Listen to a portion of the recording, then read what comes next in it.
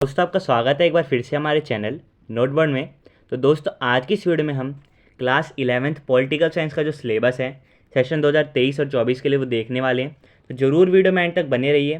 तो सबसे पहले मैं आपको दोस्तों बताता हूँ मिड टर्म एग्जाम का क्या सिलेबस होने वाला है। ठीक है, तो आपको पता है आपकी दो बुक है पोल साइंस की। पार्ट ए है इंडियन कॉन्स्टिट्यूशन एट वर्क। ठीक है, अब उसमें कौन कौन से लेसन आपको पढ़ने हैं। पहला लेसन जो है आपका कॉन्स्टिट्यूशन वाई एंड हाउ। ठीक है, rights in the Indian constitution, election and representation. फिर चैप्टर 4 है आपका एग्जीक्यूटिव। चैप्टर 5 है दोस्तों आपका लेजिस्लेचर। चैप्टर 6 जुडिशरी और चैप्टर 7 फेडरलिज्म। ठीक है, ये आपका बाद में है।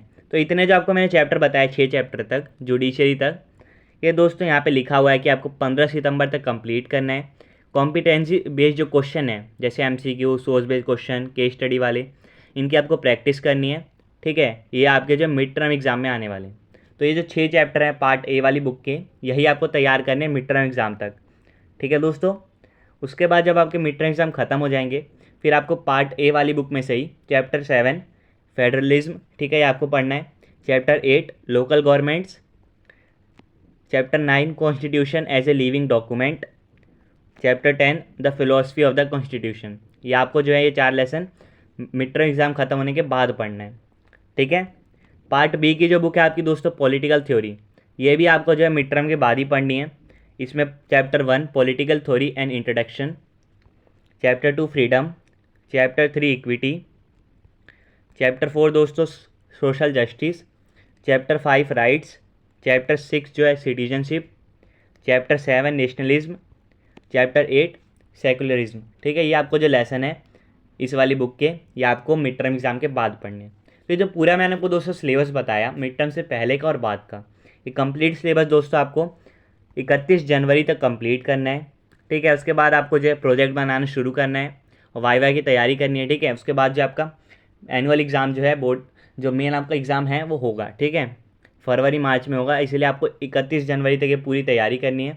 फिर जो कॉम्पिटेंसी बेस्ड जो क्वेश्चन है एमसीक्यू के स्टडी वाले, इनकी आपको प्रैक्टिस करनी है। ठीक है, प्रोजेक्ट आपको पता है दोस्तों कि पोल साइंस का जो पेपर होता है वो 80 नंबर का होता है। बाकी के जो 20 नंबर है वो इंटरनल असेसमेंट के होते हैं। ठीक है, उसमें आपका प्रोजेक्ट बहुत इंपॉर्टेंट होता है। ठीक है, तो ये आपका दोस्तों पूरा सिलेबस था। बुक के यहाँ नाम दे रखे हैं कौन कौन सी बुक आपको पढ़नी है।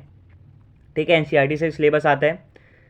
तो ये पूरा आपको दोस्तों ये पीडीएफ मैंने आपको बता दिया कि कौन कौन से लेसन आपको मिड टर्म में प्रिपेयर करने हैं, कौन कौन से लेसन आपको मिड टर्म के बाद पढ़ने हैं।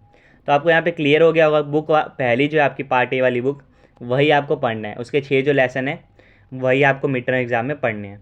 ठीक है, ये इंग्लिश मीडियम का सिलेबस था दोस्तों। अगर आपको हिंदी मीडियम में इसकी पीडीएफ चाहिए होगी तो आप कमेंट कर दीजिएगा। ठीक है, मैं डिस्क्रिप्शन में उसे पिन कर दूंगा।